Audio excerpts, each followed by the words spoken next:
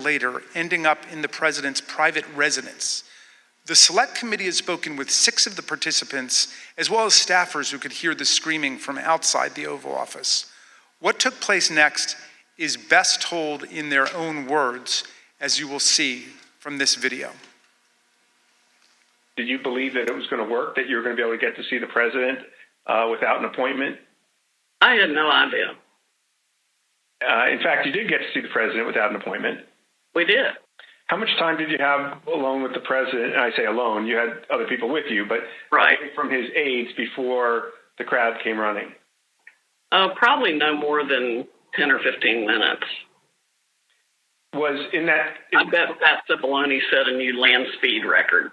I got a call either from Molly or Hirschman that I need to get to the Oval Office. So that was the first point that I had recognized. Okay, there was nobody in there from the White House. Mark's gone. What's going on right now?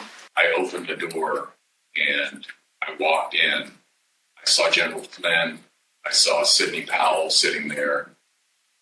I was not happy to see the people who were in the Oval Office. Explain why.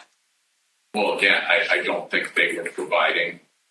Well, first of all, the overstock person, I've never knew who this guy was. Actually, the first thing I did, I walked in, I looked at him, and I said, "Who are you?" And he told me. I don't think any of these people were providing the president with good advice, and so I didn't understand how they had gotten in. In the short period of time that you had with the president, did he seem receptive to the presentation that you were making? He was very interested in hearing particularly about the CISA finding and the terms of 13848 that apparently nobody else had bothered to inform him of. I was asking, like, you claiming the Democrats were working with Hugo Chavez, Venezuelans, and whomever else. And at one point, General Flynn took out a diagram that supposedly showed IP addresses all over the world, and who was communicating with whom via the machines, and some comment about like Nest thermostats being hooked up to the internet. So it's been reported that during this meeting, Ms. Powell talked about Dominion voting machines and made various election fraud claims that involve foreign countries such as Venezuela, Iran, and China. Is that accurate? Sure. Was the meeting tense? Oh, yeah. It was not a casual meeting. Explain. I mean, at times there were people shouting at each other, hurling insults at each other. It wasn't just sort of people sitting around on the couch, like, chit-chatting. Do you recall whether he raised to Ms. Powell the fact that she and the campaign had lost all of the 60 cases that they had brought in litigation? Yes, he raised that. And what was the response? I don't remember what she said. I don't think it was a good response. Cipollone and Hirschman and whoever the other guy was showed nothing but contempt and disdain of the president. Yeah, I remember the three of them were really sort of forcefully attacking me verbally. Derek, and we were pushing back, and we were asking one simple question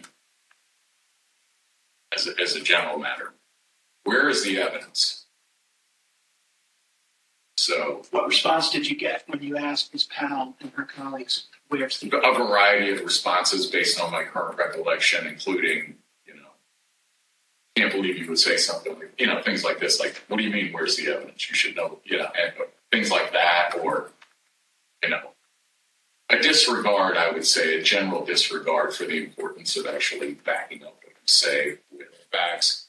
And, then there was discussion of, well, we don't have it now, but we will have it or whatever.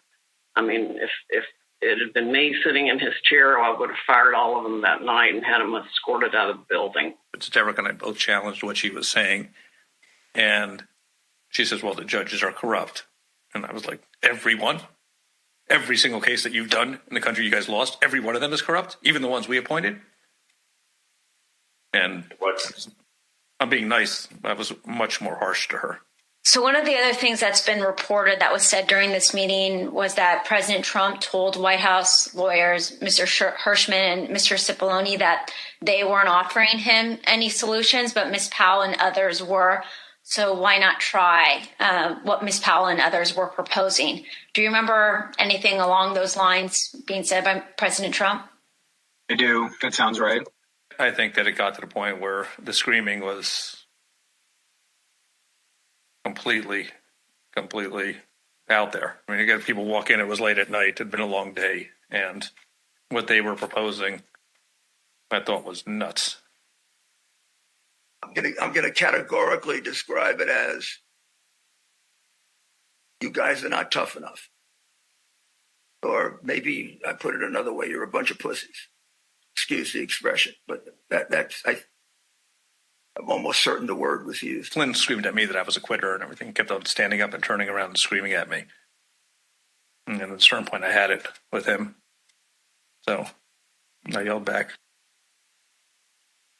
Either come over or sit your effing ass back down.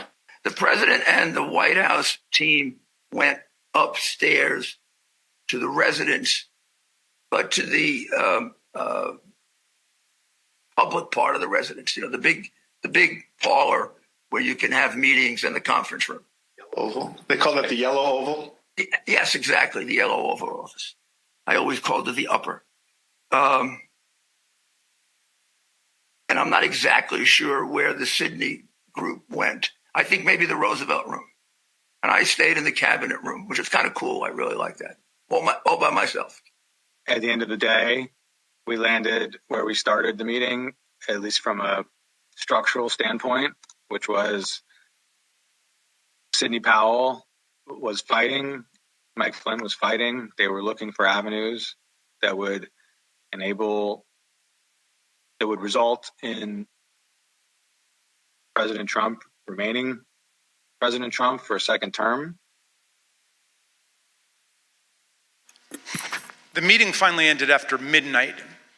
Here are text messages sent by Cassidy Hutchinson during and after the meeting. As you can see, Ms. Hutchinson reported that the meeting in the West Wing was unhinged. The meeting finally broke up after midnight during the early morning of December 19.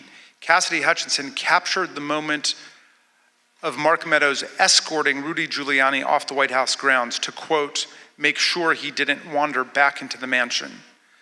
Certain accounts of this meeting indicate that President Trump actually granted Ms. Powell's security clearance and appointed her to a somewhat ill-defined position of special counsel. He asked Pat Cipollone if he had the authority to name me special counsel, and he said yes. And then he asked him if he had the authority to give me whatever security clearance I needed, and Pat Cipollone said yes.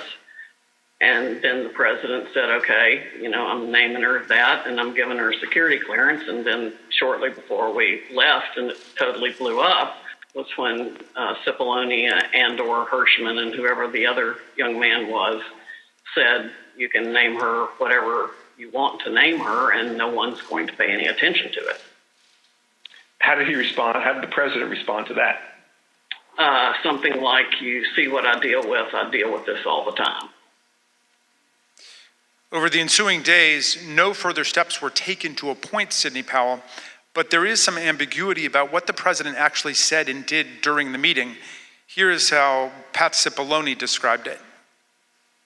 I don't know what her understanding of whether she had been appointed, what she had been appointed to. Okay.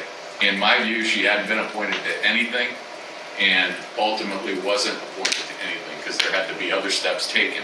So that was my view when I left the meeting, but she may have a different view and others may have a different view and the president may have a different view. Were any steps taken, including the president himself, telling her she'd been appointed? Again, I'm not going to get into what the president said in the meeting. My recollection is you're not appointed till steps are taken to get the paperwork done. And when I left the meeting, okay, I guess what I'm trying to say is, I'm not going to get into what the president said or said he wanted. Mr. Cipollone, when the matter continued to flare up over the next several days, was it your understanding that Sidney Powell was still seeking an appointment, or that she was asserting that she had been appointed by the president at the December 18 meeting? You know, now that you mention it, probably both. You know, in terms of, like, I think she may have been of the view that she had been appointed and was seeking to, you know, get that done, and that she should be appointed. As you listen to these clips, remember that Ms. Powell, the person who President Trump tried to make special counsel, was ultimately sanctioned by a federal court and sued by Dominion Voting Systems for defamation.